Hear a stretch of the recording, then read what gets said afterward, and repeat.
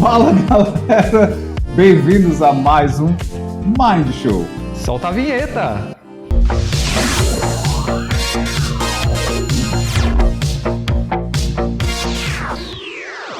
Fala galera, bem-vindos a um Mind Show. E hoje nós vamos falar um pouco a respeito de uma animação chamada Red! Não é Red Dead Redemption, é Red desse panda vermelho. E essa animação, que ela, a animação da Pixar, né, que ela saiu recentemente. Como toda animação da Pixar, ela é fantástica, fabulosa. Não só no quesito de animação, mas de roteiro, de história, de trazer temas que são muito interessantes para a gente poder discutir aqui à luz da psicologia. Todos os personagens, todos os filmes da Pixar, eles pegam uma temática e aprofundam, né, essa temática, né? Assim como o Up, ele vai falando a respeito da terceira idade, a questão do processo de envelhecimento, e lidar com outras gerações. Você tem um filme, Red, que ele fala a respeito dos processos de adolescer.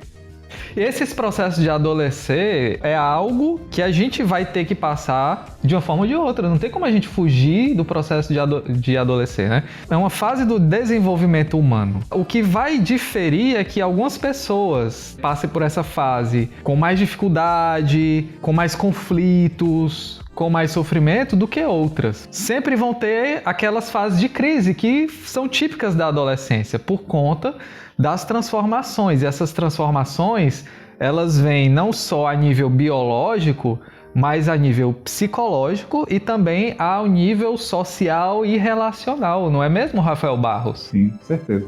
E o filme ele fala sobre uma mocinha, né, chamada Mei Mei, moradora do Canadá, que tem por volta dos seus 11, 12, eu não lembro qual a idade dela, é 13, acho que uma coisa assim. É, por aí.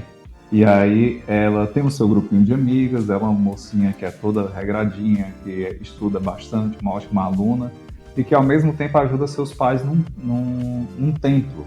Seus pais, eles são orientais. E assim começa a se desenrolar o filme. Uma coisa que é muito legal do filme Red é ele começa mostrando uma transformação. Assim, a gente não quer dar muito spoiler sobre o filme, mas eventualmente pode ser que a gente fale de algum spoiler, porque é difícil a gente abordar o filme e as questões que ele traz sem dar uma spoilhadazinha, né? Então, o que é que a gente sugere? Antes de continuar o vídeo, vai ver o filme. É um filme excelente, não é um filme longo, é um filme que você vai curtir bastante. Agora, se você não se importa com pequenos spoilers, que a gente não vai entregar todo o plot do filme. Né? O nosso objetivo é pegar alguns elementos do filme e discutir aqui à luz da psicologia. Então, se você não se importa com esses pequenos spoilers, continua. Então, como eu ia dizendo, ele traz essas coisas da transformação. A gente sabe que na adolescência o nosso corpo ele vai se transformar muito, né? O corpo do menino se transforma, o da menina se transforma e muitas vezes essa transformação ela vai acontecendo em partes, em pedaços, ela não é totalmente homogênea e ela causa estranhamento no indivíduo, né? Isso. Conforme o corpo vai mudando, isso causa estranhamento. Mas no filme, eles levam isso a outro patamar, porque simplesmente ela se transforma num panda gigante vermelho. Exatamente, um panda gigante vermelho. Né? Isso, né, como se fosse o início do processo da puberdade dela, né? A adolescência, que são as transformações psicológicas e sociais, a puberdade, que é a transformação fisiológica, né? O panda vem, que é um negócio imenso, grandão e tal.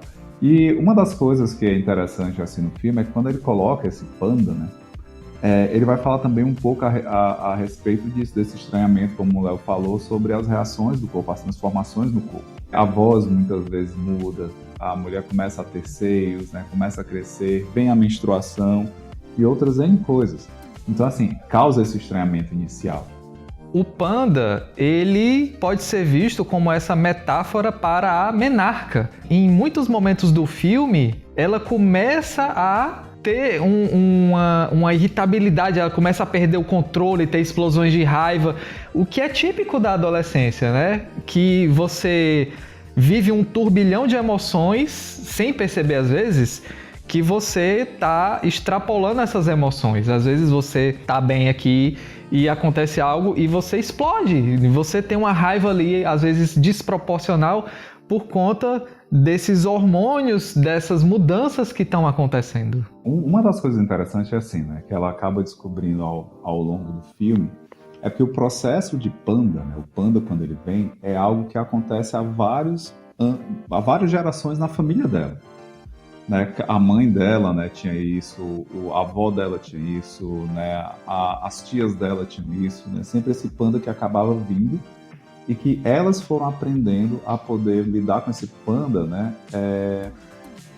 rejeitando ele, vamos dizer assim, reprimindo esse panda. Né? Elas têm um ritual de repressão que a Mei tá para passar por esse ritual de repressão também, para que ela se desvincule desse panda.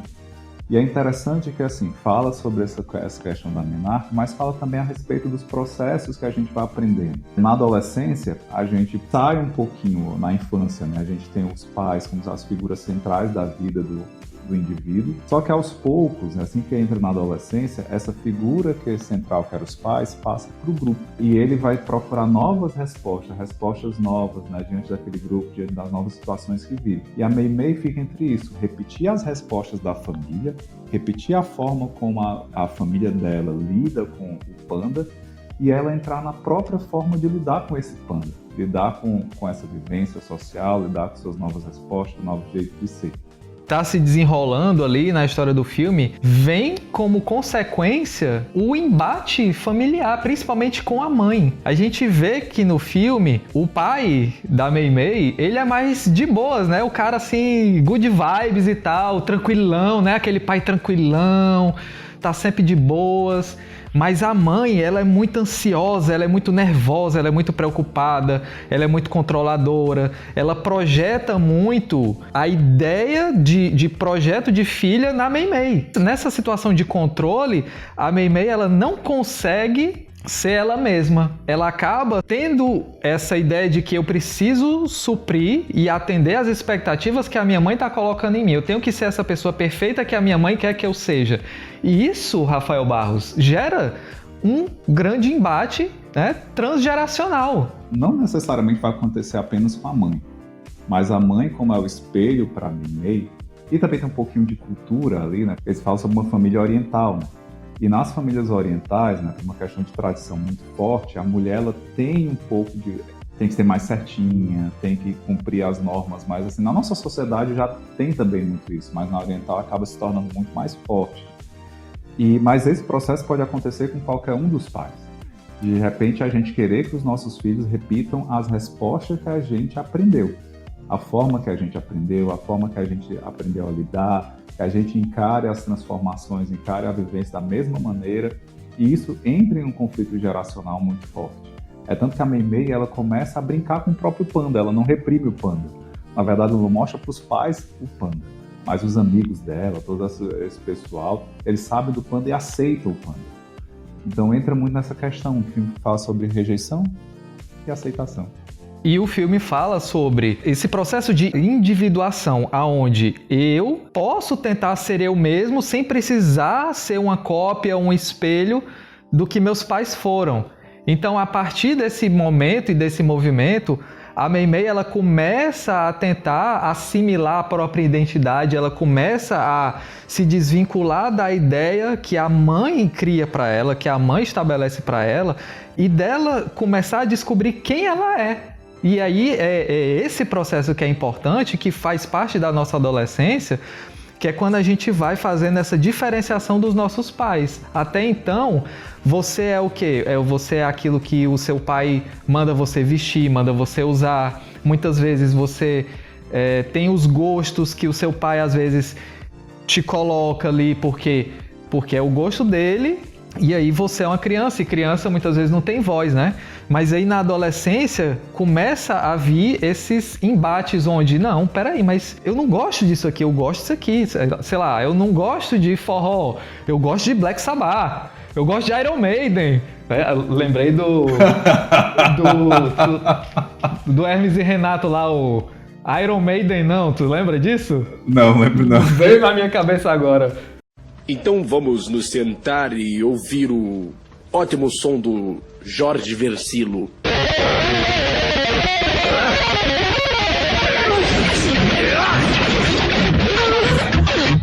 Eu falei MPB! Senhor, essa juventude gosta de Iron Maiden? Iron Maiden não! A Mei Mei, ela começa a se separar da ideia e do projeto que a mãe cria para ela. Isso cria um embate muito grande entre as duas. E isso vai se tornando, né, o conflito no qual o filme vai girando. E uma das coisas interessantes no final do filme é que, assim, não é só a Mei Mei que acaba se transformando na hora que ela aceita o panda. Ela faz um processo diferente da avó, da mãe, das mulheres da família dela. Ela aceita o panda, aceita integrar esse panda e não rejeitá-lo. Mas não é só a Mei Mei que sofre essa transformação. Os próprios pais, a própria família dela, sofre também essa transformação. Esse processo que a gente está falando aqui, não entenda como um processo alienígena, um processo que não era para estar ali, um processo que não existe, mas é um processo próprio.